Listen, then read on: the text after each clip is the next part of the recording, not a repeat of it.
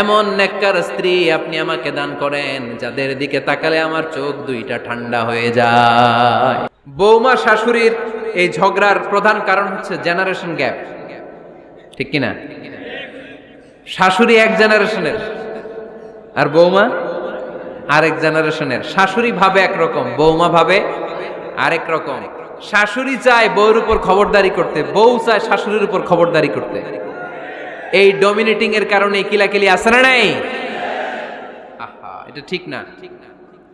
আমার শাশুড়ি মায়েরা যারা আছেন, প্রথমে শাশুড়ি দিয়ে শুরু করি।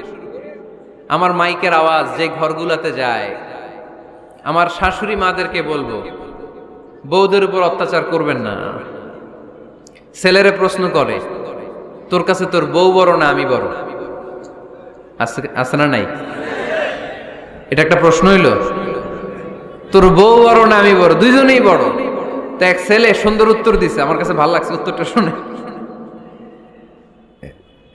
এক মা প্রশ্ন করছে, তোর এতদিন আমি লালন পালন করে বড় করলাম, জীবন যৌবন তোর জন্য শেষ করলাম, আজকে বউ পাইয়া বউ তোর আপন হয়ে গেল?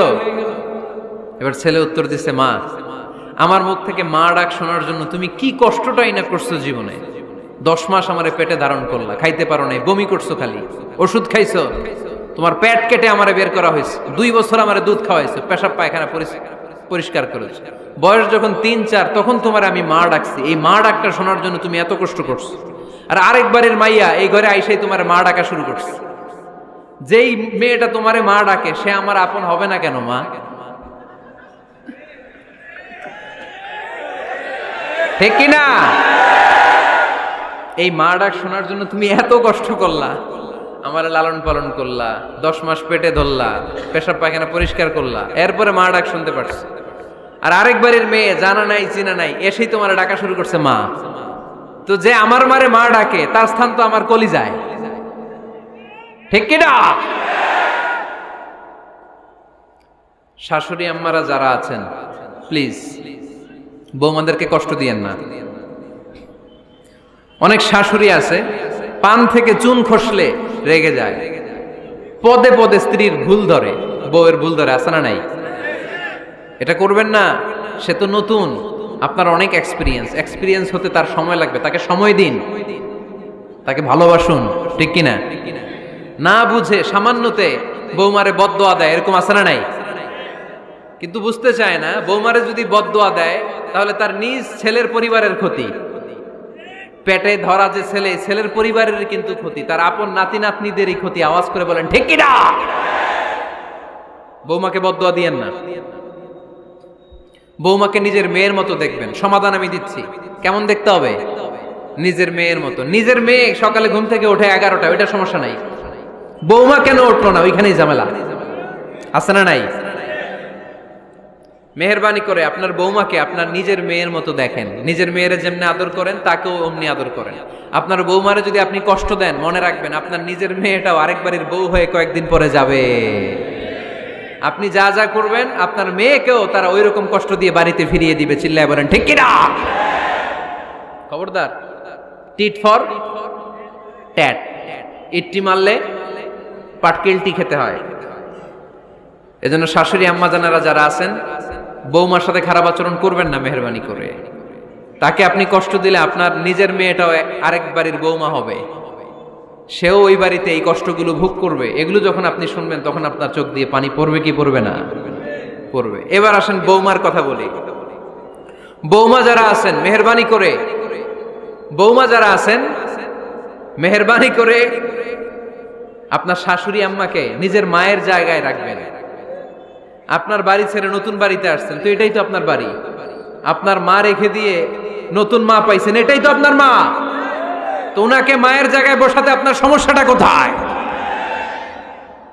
বৌমারা খেয়াল রাখবেন, আপনি আপনার শাশুড়ির সাথে যে আচরণটা করতেছেন, আপনার শেষ বয়সে আপনার ছেলের বিয়ে দেওয়ার পরে যে বৌমাটা আসবে ওই আচরণই আপনাকে ফিরিয়ে দিবে। The nature has its own return. প্রকৃতির একটা মাইর আছে, এটা শেষ মাইর, এটা শেষ খেলা। প্রকৃতির খেলা বড় খেলা। আপনি আপনার শাশুড়ির সাথে যে আচরণ করবেন, আপনার শেষ বয়সে আপনি একদিন শাশুড়ি হবেন, এটা মাথায় রাখবেন। ওই আচরণই আপনি ফিরে পাবেন। আওয়াজ করে বলতে হবে ঠিক কিনা? এজন্য 9 নাম্বার পয়েন্টস হচ্ছে মিউচুয়াল রেসপেক্ট। সবাই যেন সবাইকে ভালোবাসি। দোষ ছাড়া মানুষ নাই, সবার দোষ আছে। আমরা যেন একে অন্যের দোষ না খুঁজি। বৌমারা, আপনাদের কানে যদি আমার মাইকের আওয়াজ যায়, অল্প কিছু টেকনিক অবলম্বন করলে আপনি আপনার শাশুড়ির মন জয় করতে পারবেন। শাশুড়িরা আসলে বেশি কিছু চায় না, আগের জামানার মানুষ তো, এদেরকে ওইভাবে হাত করতে হবে। মাঝে মাঝে একটু শাশুড়ির মাথায় তেল দিয়ে দেন, চুলে তেল দিয়ে দিবেন আর কি, মাঝে মাঝে চুল আশ্রে দিবেন, এগুলো কিন্তু খুব পছন্দ করে শাশুড়িরা। ওনার প্রেশারটা একটু মেপে দিবেন, ডায়াবেটিক্সের ওষুধটা খাইলো কিনা সময় মতো খোঁজ নেবেন, কি পছন্দ করে খেতে একটু রান্না করে দিবেন। যেই বক্তার ওয়াজ শুনতে পছন্দ করে ওই বক্তার ওয়াজগুলো ডাউনলোড করে শাশুড়ি আম্মাকে দিবেন, ইসলামী বই দিবেন। দেখবেন বয়স্ক নারীরা মাহফিল যেতে খুব পছন্দ করে, ওয়াজ শুনতে খুব পছন্দ করে, নবীদের কাহিনীগুলো শুনতে পছন্দ করে। বসায় বসে একটু কাহিনীগুলো শোনাবেন। বাইরে বেরোলে জিজ্ঞেস করেন, আম্মা আপনার কিছু লাগবে কিনা। আর একটা টিপস আছে, চুল যখন আশ্রাবেন আর শাশুড়ির মাথায় যখন তেল দিয়ে দিবেন, তখন অতীতের কথা জিজ্ঞেস করেন। দেখবেন অতীতের স্মৃতিতে হারিয়ে গিয়েছে আপনার শাশুড়ি। কি জিজ্ঞেস করবেন জানেন? জিজ্ঞেস করবেন, আম্মা জান, মুক্তিযুদ্ধের সময় আপনার বয়স কত ছিল? ওই সময় মুক্তিযুদ্ধের সময় আপনাদের এলাকায় কি কি হয়েছিল মা? আরেকটা প্রশ্ন করবেন, মা বিয়ের সময় আপনি কেমন ছিলেন? ওই দিন দেখবেন বুড়ি আর বুড়ি নাই, জুয়ান হয়ে গেছে। ওই দিন বলবে, মা আমি অনেক সুন্দরী ছিলাম, আমার মাথায় অনেক চুল ছিল, আজকে নাই। আমগো গ্রামে আমার সাথে সুন্দরী মাইয়া ছিল না। অতীতের স্মৃতিতে, স্মৃতি হাতরাতে হাতরাতে তিনি হারিয়ে যাবেন। জিজ্ঞেস করবেন যে, মা শীতকালে আপনাদের দেশে কি পিঠা বানাতেন আপনি যখন ছোট ছিলেন? আপনার বাপ চাচারা কি করতো? এগুলো জিজ্ঞেস করলে উনি স্মৃতির পাতা হাতরাতে হাতরাতে চোখ দিয়ে দাঁড় দাঁড় করে ওনার পানি ঝরতে শুরু করবে। আপনার জায়গায়, ওনার হৃদয়ের মনি কোঠায় এমন জায়গায় পৌঁছবে, আপনার ছাড়া উনি কিছুই বুঝবে না। বৌমারা, এই অল্প কিছু টিপস অবলম্বন করে আপনারা আপনাদের শাশুড়ির মনকে জয় করতে পারেন। শাশুড়ি বৌমার দ্বন্দ্ব আমরা চাই না। আমরা চাই শাশুড়ি বৌমাকে নিজের মেয়ের মতো জানো, আর বৌমা শাশুড়িকে আপন মায়ের মতো ভালোবাসুক, ঠিক কিনা? এই মিউচুয়াল রেসপেক্টই পারে শাশুড়ি বৌমার দ্বন্দ্বকে দূর করতে, আর ঘরটারে শান্তি টুকরা বানাতে। আওয়াজ করে বলেন ঠিক কিনা? কয়টা গেল? আর আছে কয়টা?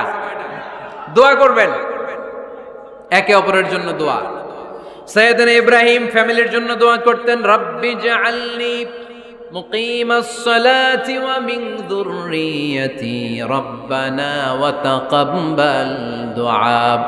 ও আল্লাহ, আপনি আমার নামাজ কায়েমকারী বানান, আমার কলিজার টুকরা সন্তান ইসমাইলকেও নামাজ কায়েমকারী বানান। আমার দোয়াটা আপনার দরবারে আপনি কবুল করে নেন। সুবহানাল্লাহ পড়েন। রব্বানা ইন্নী আসকানতু মিন যুররিয়াতি বিওয়াদিন গায়রি যী যারইন ইনদা বাইতিকাল মুহাররাম।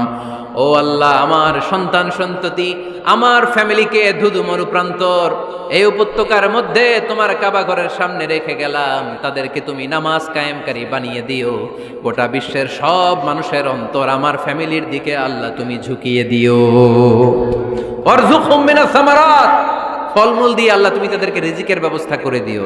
তার মানে সব নবীরা তাদের পরিবারের সদস্যদের জন্য দোয়া করতেন কি করতেন না?